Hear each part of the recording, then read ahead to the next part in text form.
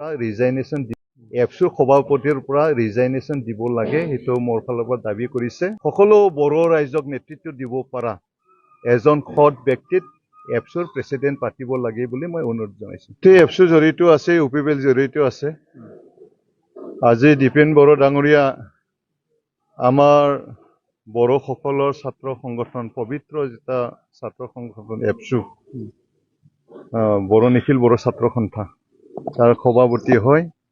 এই পবিত্ৰ ছাত্ৰ সন্থাক আজি তেখেতে নেতৃত্ব দিব পৰা নাই।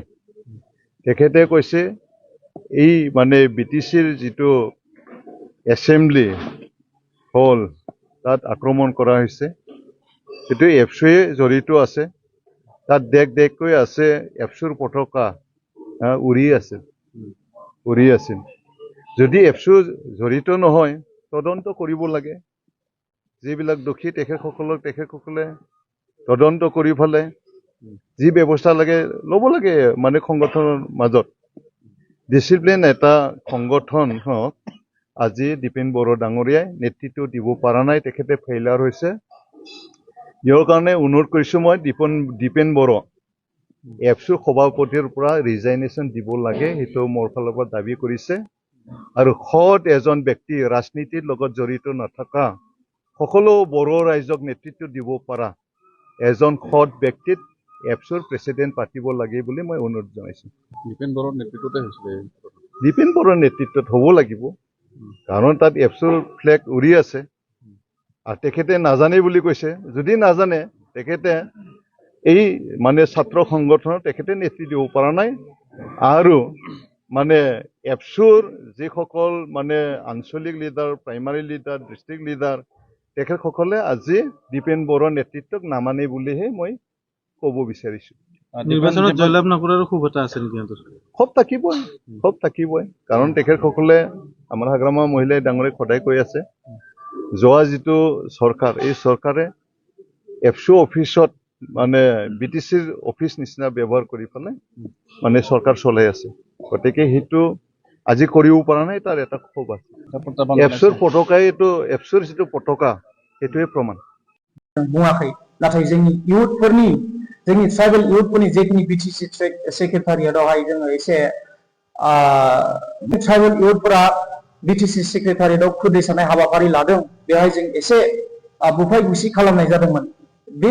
बे बिथिंखौ लानानैल' जोंनि इन्टेलेक्चुयेलफोरा बाइट होनायखौ जों नुनो मोनदों। नाथाय जोंनि हारि, जोंनि थामोनथाया जे गुबुननि जानो थांगासिनो दङ, बेखौ रावबो दिनैसिमबो नोजोर होनानै बै NOC जेखिनि जोंनि BTC गभर्नमेन्टआ हरदों, बेखौ उइथड्र खालामनायनि बेलायाव जोंनि दैदेनगिरिफ्रा रावबो खुगासियाखै दिनैसिमबो। दा आं बेखौनो बुंगोन, जोंनि ट्राइबेल इउथ, बाहाय जोंनि बर'ल' गैया, गोबांथार राभा, मिसिं स्टुडेन्टफ्रा बेहाय थांनानै बड'लेण्ड इउनिभार्सिटियाव जेखिनि फरायसाफोर दङ, बैफोर गुबुन हारिनि जेखिनि ST आव दङ, ट्राइबेल हिसाबै दङ, बैसोर हारिनि स्टुडेन्टफ्राबो बेयाव थांनानै बे हाबाफारि, जेखिनि खुदिसानाय हाबाफारि बे लानायावहाय BTC सेक्रेटारियाव थांनाय जादोंमोन।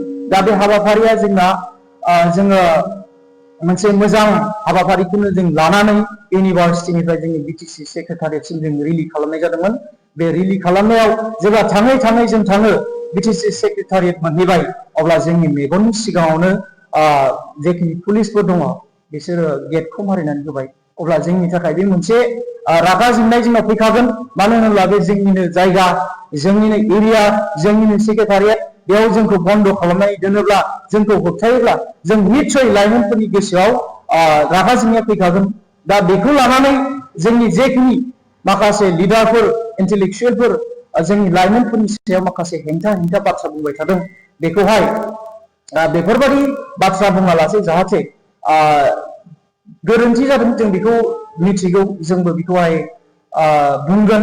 नाथाय जोंखौहाय बेफोरबायदि FIR होनाय, हुमखि होनाय, बेफोरखौ दोननानै जोंखौहाय मोजां गियान, मोजां साजेस्ट खालामनांगौ, बेफोरबायदि जानो नाङामोन, ओरैबायदि जाहैनांगौ होननानै मोजाङै जोंखौ गियान होनांगौमोन। नाथाय बिनि हेंथायै दाखालि जों नुनो मोनदों, जेखिनि हाग्रामा महिलारि बिथाङा मिडियानि सिगाङाव बुंबाय, जोंजों उल्था जोंखौ चेलेन्ज लादों बिथाङा। हिम्मत दंबा जोंखौ दांनाय।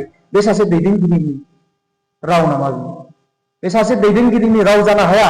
बेनिखायनो बिथाङा जोंखौ गुबुन राजखान्थि दोलोजों थुनज्लायनानै जोंनि जेखिनि प्रटेस्ट खालामनाय बेखौहाय बिथाङा जाखिनि बिथाङा जोंनि ट्राइबेल इयुथफोरनि सोमावसारनायखौ राजखान्थिनि गाब होनो नागिरदों बेनिफ्राय बिथाङा गोजानाव थानांगौ बेखौनो जों ट्राइबेल इयुथ ट्राइबेल स्टुडेन्ट जानानै खावलायहरनाय जाबाय।